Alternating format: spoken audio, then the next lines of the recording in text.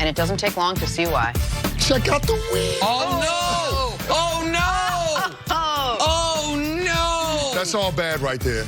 Oh! He feels it. On his way to an awesome highlight, and he drops the ball. He waved at him.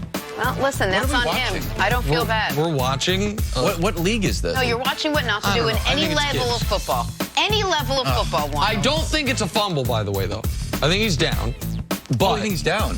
Yeah, assuming it's not NFL rules and you're just down, but still it's bad. I don't know. Looks like he was losing control on his way down. Oh, really? I don't know. Losing control. I don't know. It sounds like one of them Al Riveron calls. Oh, I know the refs ain't giving him the down, though. I know that. Go Kenny, ahead. let's talk some Tom Brady free agency about to hit New England with a resounding boom. That will be what it will sound like when the greatest of all time officially hits the open market for the first time in his career. So what do the Patriots do? Field Yates reports that the ball is now in Brady's court to inform them what he wants and not the other way around. Great. Unbelievable. Here we go, Nick. How do you see this ending? Sorry, I have to laugh. Why? One of the most delightful parts about Kevin Wildes joining the show is no matter what the Brady update is, Wildes is like, awesome, sounds great. No matter what the news is, he somehow convinces himself it's good news. No matter what it is. I'm optimistic. If the ball were in the Patriots' court, Wildes would have just been like, great, sounds awesome. Now it's in Brady's court, great, sounds awesome. Listen, for me, what we need is a structural change of the facts on the ground, and I haven't seen it coming. And by that I mean we have been moving towards divorce. And it's a harsh term, but that's what this ultimately would be. And so any relationship that is, moving towards divorce, the only way to avert that is for there to be a life-changing moment. Sometimes people have a kid, it's usually not the best process, but that changes you. Somebody gets sick and it's like, oh my gosh, I realize how much I could have lost you. Something like that. A rescue dog. There you go. Along those lines, that would, I don't know if that the Lakers win the title, a big event in somebody's life. But you need something major to prevent these two entities, Brady and the Patriots, from diverting from the path that they're on. And I don't see that happening. Yeah. And in fact, what I do see happening in a matter of days, once the legal tampering period opening up, is major events happening for Tom Brady that further keep him on the path, which is getting to go sit for the first time in his entire career with another team or with other teams, with other owners, with other GMs, and not only have them woo him, but have them tell him, listen, we know how you do things has been incredibly successful. How we do things can be incredibly enjoyable, and with you here can be just as successful as well. And so what do I think? I think he ends up playing somewhere else, but I've thought this since August. I thought that barring the Patriots making a Super Bowl run, this was where this was headed.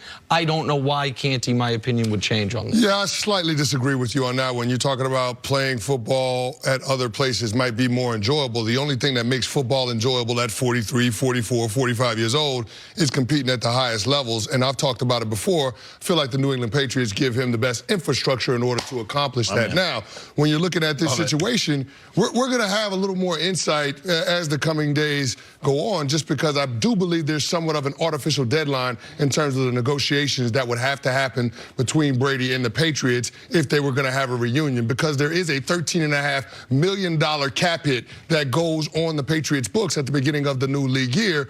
Most teams, when you get around that time, they want to try to restructure contracts for veterans that they want to keep around to maintain maximum cap flexibility, to take advantage of opportunities that might come up with other teams trying to get under the salary cap. So to me, if Bill Belichick and Tom Brady are going to work this out, they're going to have to do it before the start of the new league year so they can get a contract extension and try to limit the cap hit for Tom Brady in 2020. They might push more money into 2021, 2022, but in order to get that accomplished, it would have to be a long-term extension. Just so people know the dates. August 16th, 4 p.m., you can start talking to other teams. August 18th, 4 p.m., you can sign with other teams. And what month are we in? I apologize. It's okay. March 16th, 4 p.m., you can start talking to other teams. I was like, we have so so much more time to be talking about this. We are rushing March, into I got the day and the hour correct, but not the month.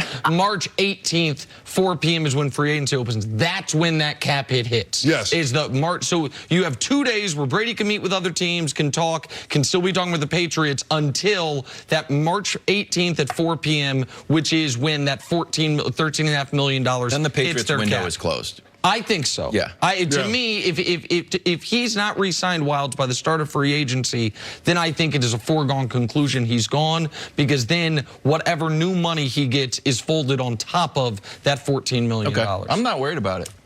Why? I'm just not. Just all this news coming out, I just feel like if he wants to win, he's going to stay with the Patriots. And like you said, I don't think having fun is part of it. I think he wants to win. And can't he tell me, like, as you got older in your career, well, I'm going to pretend to be Tom Brady. Okay. Does he button his jacket or no? Probably not. Okay. I'm sitting around like, oh, where could I go? I need to win. If I'm going to go somewhere else, am I guaranteed to win? It's going to be really bad to be 43 and have all this hoopla around me and then go 6-10. I think that's just a terrible, terrible outcome for me. So I think the conservative move is to go back to the Patriots. And that's where I think we're all going to end up. No, I feel fine. I completely agree with you. And here's the thing. Totally when fine. you get older as a player, it takes more work in order to get your body in position to be able to compete at the highest level. When I first came into the league, we had the mandatory get to the stadium 2 hours before kickoff, and that's exactly when I walked into the locker room in order to get ready to play a football game. In my last year in 2015, I was getting to the stadium 4.5 hours before kickoff, because that's how long it took for me to warm up and get ready to play. I say all that to say this: the investment that Tom Brady is going to have to make in time in order to get his body ready to compete when he's age 43, age 44, age 45, that's a significant commitment. The only reason that you're doing that is because you want to win at the highest levels. You're not doing that to try to build your TB12 brand or try to get exposure in other markets. This is about Tom Brady having an opportunity to have success at a point in his career that we haven't seen any other player have success. And I think that's what he's after, but he also would like to have a little more say in terms of how the organization that he's a part of does business. And I think that's what this push and pull is between he and Bill Belichick in terms of trying to get a deal worked out, because I do believe Tom Brady believes he's earned the right to have more input. A little more say maybe, but I don't know. You mentioned go somewhere where you'd have a little more fun. I don't think Tom Brady minds the discipline that is sort of set up in New England. I don't think he minds. Doesn't even like to have fun. No. Listen, I think he really likes that, because he knows that with that comes winning, and he knows that without that there's a risk of not. So I don't know if one of the variables that's floating out there is where can I go to have more fun? Yeah, until you experience it. And so I'll use an example you're very familiar with. I don't think your wonderful, incredibly intelligent, beautiful daughters thought they do at home. We do things like everyone does. Everyone goes to bed at 6:30. There we go. No one's ever allowed dessert. We have all these things, all of it, right? And they would have said, no, this is perfect. And then that one time they came over to my house with you, watched some football, and it's like, oh my God, this is how other people live. And these kids aren't dying. They're fine too. And you know what? They went to bed with stomach aches, and they were so tired when they woke up the next morning. But there's one thing I want to push back on to what Canty and Wilds are saying, which is, are we sure New England is the best place to win? I'm sure of his options, it's the place most assuredly where they won't be awful. If his goal is can't go 6-10, can't miss the playoffs, then yeah, New England has shown you almost with anyone at quarterback, like they're going to, because of Belichick, because of the infrastructure, and because of the division, they're going to be good. But if the goal is, you know what, if I don't win the Super Bowl, might as well go 8-8, it's all the same to me.